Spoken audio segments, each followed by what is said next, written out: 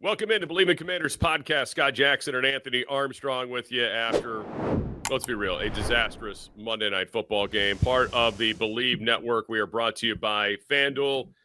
Anthony, it is a misery Monday and just a miserable time right now for the Commanders, quite frankly, with yet another ugly loss in prime time. I mean, this was a time like last year was so much fun to watch this team, and it went from being the it team to the ick team. You know what I'm saying? Yeah, they definitely did. I mean, it's Misery Monday is definitely exactly what this is. It's tough, man. I didn't see the injury, and I'm glad I didn't. I saw a snippet on social media, and I said, you know what? I don't even want to watch this. I don't want to even go down this rabbit hole. But man, it's just very unfortunate to add injury and then injury and then injury to the insult of the L. On-field performance wasn't so hot, but I mean, yes, the injuries is what's going to take the bait. That's what's going to take the bulk of the news. But you see over my shoulder, it says brotherhood over adversity. All right, that's what they need right now. They need to make sure they lean into each other and lean into that team and that bond that they have. I mean, there's almost more injured players than there are players on the practice squad at this moment, right? And it's key that they grow together and they stay together at this moment, that way can uplift their young quarterback, uplift their young receivers, and frankly be around for each other where they need it the most, because this has been a tough one. You know, from 12 wins to now 3-6 partway through this season, and you don't have your franchise quarterback for some time. It can definitely be tough. Over there on FanDuel, it was a 3.5-point, favorite for the Seahawks. Obviously, that covered. I think the over-under covered. So, those plays happened over there, but he definitely did not have injury out of the gate. For Luke McCaffrey on your board, didn't have an injury for Jayden Daniels on my board. Marshawn Lattimore didn't have that injury as well. But, yeah, definitely a tough night overall. Glad it's over. Looking forward to how we can move forward, but we definitely got to digest this thing.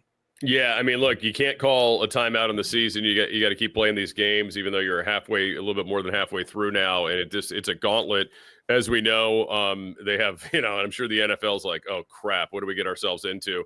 This team's on Christmas Day. They're on Sunday night in a couple of weeks, although they could take them off of Sunday night potentially. It's still an option there on that game against the Broncos, but the Broncos are playing really well. But if you're taking Jayden Daniels off the field, then maybe it's not such a sexy game for NBC. Who knows? But yeah, I mean, it's a mess. I don't know if there's any easy answers, because I feel like they've tried a lot of things at this point. I know, always the default for a lot of the fans is just fire everybody. That's not ever something that's going to fix this season, obviously, because they're in the middle of it. They've got to roll with who they have. I do think in the here and now, though, it is worth the discussion about with the trade deadline tomorrow, just put the for sale sign up and see what kind of offers you get, right? I mean, and just hear, because especially if you got some of these guys, coming on the end of their contracts that maybe you're not sure about, whether it's an Andrew Wiley, who probably with his, veteran ability and, obviously a guy who can play tackle and guard might get you something back. Nothing, I'm not saying anything huge, but, day 3 selection, perhaps, who knows? And then look, Jaron Payne, I think he's played great this year, but he's got a contract issue. If you're not going to take care of him and re-sign him, then time to move on now, right? Like, don't wait. There's no reason to wait around. And same goes with Deebo, frankly. I mean, Deebo Samuel, if you don't think you're going to keep him long-term, I think they probably like to. But, these are the kind of things you really like, and I'm sure they've already thought about them ahead of time, but this is kind of how you got to flip it now that we've seen what we've seen. Jayden's out, foreseeable future. Luckily, they're saying reports are just a dislocation, although it still sounds terrible. But he could be back, this year if they need him to be back this year. And that's a whole different conversation as well. So I don't know how you feel about the selling aspect of all this, if they can get something back. Because, look, man, they need draft capital. They need an infusion of young talent on this team that they're clearly lacking right now. When I look at what the team needs, and you have to definitely consider making some trades or trying to move some pieces around. These are the ages of some of the injured players, 29, 30. This is IR, 29, 30, 29. There's a 24, 27, 25, 27, 31. Luke is young, and then Jayden's young. Yep. Lattimore is almost the 30, 31. 31, yeah, 32. Yeah, Terry falls in that same range. So Terry to start 30. The age is showing up, right? The age is definitely an issue. So you have to find a way to get younger. Being able to get younger, even if it's, moving a player to get, even just a young developmental player that you may like on another team. It makes sense to do that right now. And we love to have, a lot of these guys in under contract, but they are going to have to make those tough decisions. If you can maximize your return on what you can get from a player right now, do it. And then, frankly, it can also be goodwill. Just don't send them to Philly. Golly, don't send them to Philly. Everybody sends players to Philly. Right. They give them the tush push and every player that's a free agent and trade them just for nothing to Philly. But no, don't give them to Philly. But I could see them moving on from a player and giving them a chance to go join a contender. Go and try to get yourself a ring. Whereas that's still the goal to do it in Washington. It may not be this season. It's probably going to end up being, next year and beyond. But you're going to have to try to find a way to get younger, and moving some pieces can be a part of that. My question for you is, what position group would be the one of most need that you would want to address? It obviously you're not going to do it at the trade deadline, but if you're looking at receiver, corner, pass rusher, one is the one that you think is pass rusher? Pass rush, yep, 100%. I think pass rush. I think that fixes your back end. The pass rush is terrible. I mean, they don't get after the quarterback. They don't get close to the quarterback. I know Dorrance Armstrong was a big part of it, but it's still not the same thing as if you have a defense that has a guy like Micah Parsons on it. And I get it. He's a one of one, but you get my point. I mean, Dan Quinn, wow, his defense was so great in Dallas. Yeah, they were. He had Micah Parsons. He had a lot of speed on that team, so they could do a lot of things. This team does not have that, and they have not been able to replicate what they got in Dallas. They went big this offseason. Wise never really got on the field because he was hurt early, week 2. Obviously Will Harris got hurt early, so we never got to see if that was an upgrade from Jeremy Chin. I mean, these are bad breaks. I get it, but they did like the little inches moves, right? Like the little one year kind of deals. They didn't get themselves in long-term cap trouble, which is important. But at the same time, they didn't really solve anything a long time. I mean, in terms of long-term deals, it was Ken Law. And I think for the most part, Ken Law looks like he's doing his job, right? He's getting double teamed. He's busting some plays up, but he's not like a guy who's going to get you, 8.5 sacks from the interior or anything like that.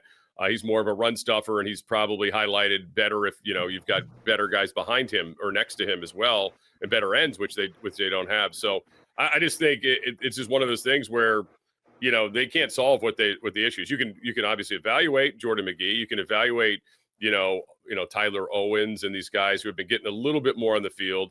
And then maybe you got some other guys like Madrano you want to get out there at some point. But in terms of the D-line, I mean, you're talking about Sheldon Day right now playing, Eddie Goldman, who's older. Jalen Holmes has been around for a while, has played a lot of teams. I mean, these are the guys that you have healthy, right? And Deron Payne, and Johnny Newton's not healthy. Johnny Newton's playing, but he's playing like 17, 20 snaps because he's not truly healthy. So that's unfortunate because he's supposed to be one of your young studs, right? Like this was a guy you picked and basically said, hey, we don't need John Allen here anymore and his salary and his age because this guy is going to step into that role. And he just hasn't been able to be on the field enough, frankly, over these last several weeks.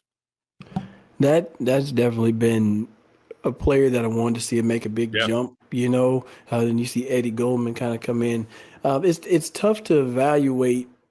I mean, obviously injuries come in there and it's not an excuse, but it's tough to evaluate what you even got. You know what I mean? You're like, man, all of these free agent acquisitions that fit certain needs and had certain roles about them, now they're gone, and you're like, damn it, now we're kind of barren. And it just lets you know that you got to be able to develop your young players. You got to be able to build out some depth, and that's just going to take more reps from getting these guys to do that. It may come with some L's. I think that's fair, but I could see moving forward, they need to get some more young guys out there. I think I wouldn't want to even play around with trying to get Terry McLaurin back on the field. I'd just let him sit down, heal up your quad, and let's start looking at these young guys that we got on this practice squad. And I'm talking like a Ja'Cory Brooks, put him on the field, let him run around, let him get active. It may help you make a decision, about Debo or some other, other positions. You may say, okay, we have somebody here.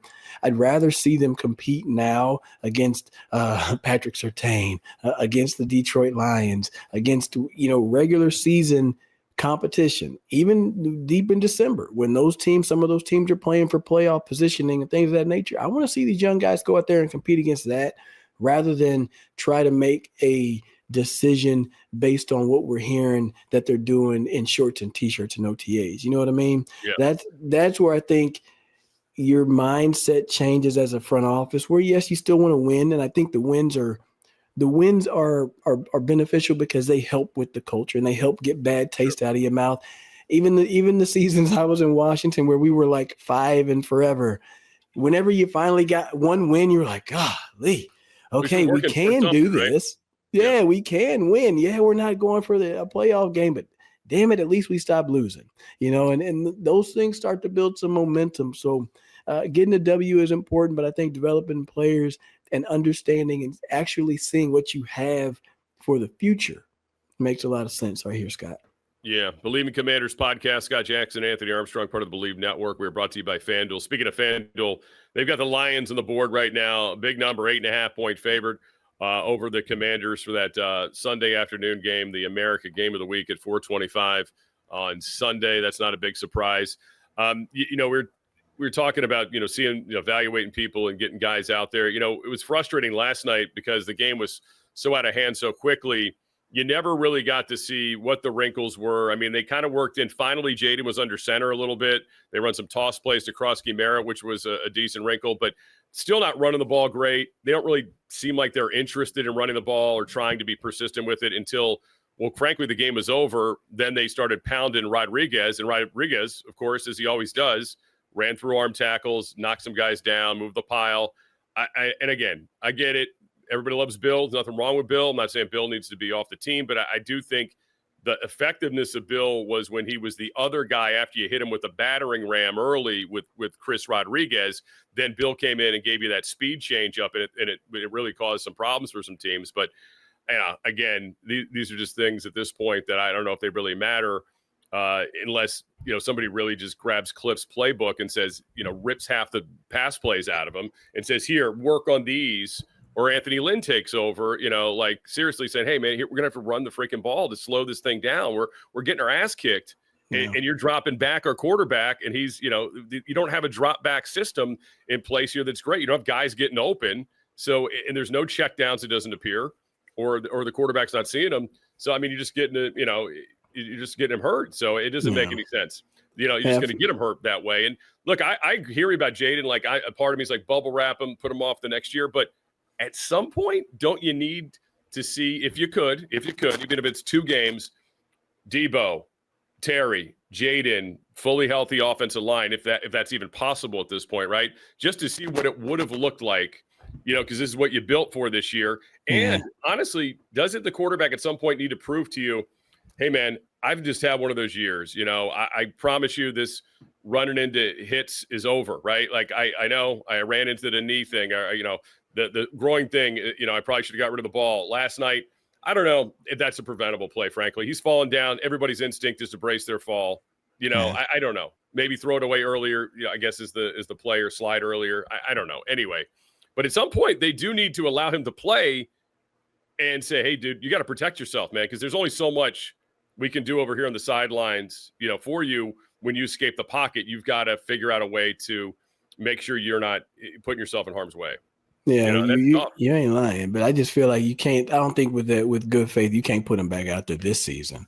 Like, there's just been too much, traumatic instances right now where players and fans have been holding their breath. I mean, I came across a TikTok, and the young guy was like, if I had a nickel for every time my franchise quarterback got injured on prime time against the Seattle Seahawks, I would have 2 nickels. Where that doesn't seem like a lot.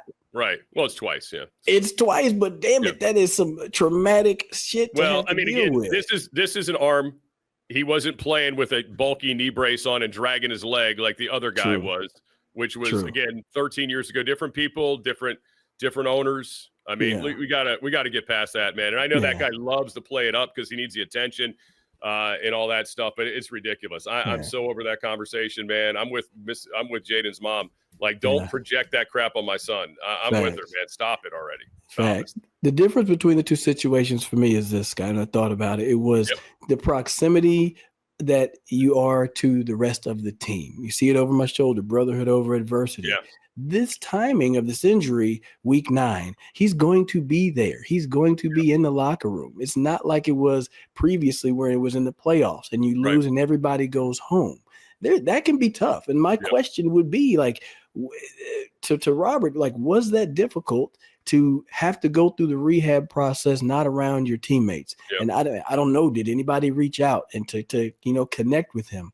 Because that would be something that would really make you, feel connected and back into the fold. So I don't know about that his specific situation, but I know that this team has the opportunity to take care of Jayden Daniels in that aspect. And I think that hearing Bobby Wagner after the game saying you got to take care of the kid and pray for the guy and lean on him, that's what I feel that they're going to do. And that can help change the situation. Go ahead. Yeah, I do think, look, and nobody wants to hear this now because you're looking a bit embarrassed like the last 3 games. I get it. That I do think there is not a cultural breakdown. I don't think it's like guys just are mailing it in or whatever. I don't know. I mean, it's talent is part of it right now. And schemes got it. You got to throw that out there. I mean, again, the decisions they're making on offense, the way they're trying to attack these things might seem great at practice. But again, then you get in the game and get punched in the mouth. It's like taking too long to figure out, all right, what's our counter, right? And then, the defense had a good plan last week coming out, and then it was the other way, right? They got countered and they couldn't stop the bleeding. And of course, the offense did them no favors. And really, for all the people that called me, getting on Joe Witt, I'm like, the offense hasn't been good for weeks. I mean, I don't know what anybody's watching here. I mean, they haven't had a lead since the Bears game in the fourth quarter. Remember last year, the joke was, the Commanders broke the Bears. Well, it sure looks like the Bears broke the Commanders this year because, everything bad's happened to the Commanders since that loss and that moment, right? And then Chicago, meanwhile, they won on somewhat of a Hail Mary in a sense the other day, and they're moving along here. So this team, again, they got to look deep in. The schedule's terrible right now. I mean, to play the teams they play, then you got to play Detroit and even Miami, because they're going to clean the room out probably in this next 24 hours, right? And whoever's left there are literally just playing for futures in the league, whether it's down there or somewhere else. Those are the kind of teams that are dangerous. You put them over in Madrid, right? I mean, these guys just, I don't know, something's got to click here, and I don't know why it hasn't. It's disappointing because these guys had this coaching staff's back last year and vice versa, but right now it's like everybody's their own separate entity. It's kind of a mess. It's one of them things where you kind of feel like there's almost too much onus on one player to get something done. I mean, and a lot of times it's Jayden, and last year it was it was a lot. Like Jayden Daniels was damn good. He made it happen. Now you start to see that where if you're missing somebody, you're missing a piece here or there, there's not the depth. I hear the comparison about San Francisco, but behind Ayuk and Pearsall, you have Juwan Jennings, who played a lot of football, who frankly was trying to get a raise and was wanting to get his value bumped up because he does well in that same system. And so that just takes consistency and continuity over time to be able to build out that much depth. I mean, Luke McCaffrey's only been playing receiver for a few years. Now he's hurt, so his development is going to be hindered a little bit. Jalen Lane needs to get more reps and improve his play. He's kind of had a couple of rough few weeks, so he could use some good juju, going in his way. I think bringing up a Ja'Cory Brooks could be helpful. Just trying to get some more young guys out there to develop them so that in these instances, was that. How about Burks too? Traylon Burks, he caught a ball last. He was on the field a lot, number 13. Remember, his comp coming out of Arkansas was Debo.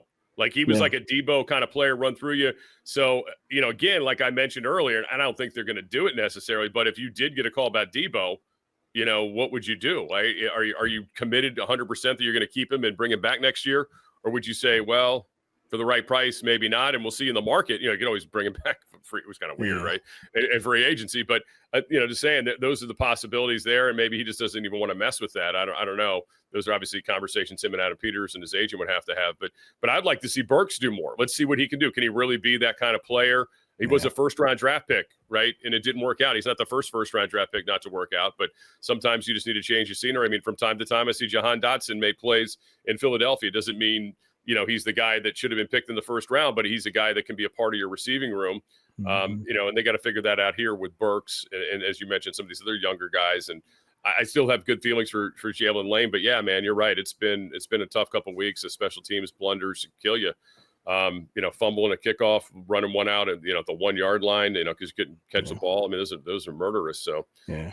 You're starting to see that a lot of teams have made some adjustments to these new kickoff rules and things of that nature, and they're finding a way to work that to their advantage. Not safe, by the way. It's not a safer kickoff, by the way. It is not at all. I thought it was going to be safer. Don't tell Luke McCaffrey and his family this is safer. I mean, it's not a safer kickoff at all.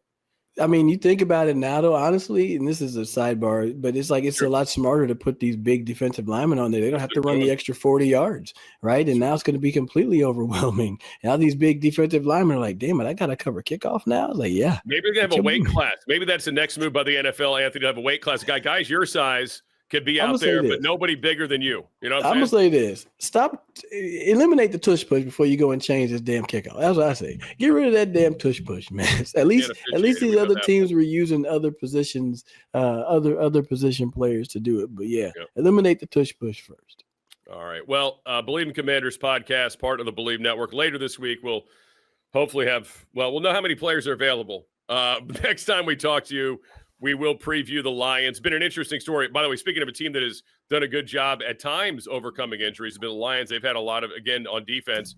They put together defense against the Buccaneers that was down and out, but still found a way to win that football game. So we'll get into the Detroit story and the Commanders matchup later this week once we know his plan. But I would certainly expect a lot of Marcus Mariota for the remainder of the season. And, who knows who else will be out there? Sam Hartman, maybe? I don't know. I don't know. Maybe they give him a look at some point. Who knows?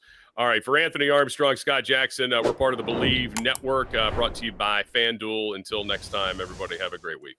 Have a good one.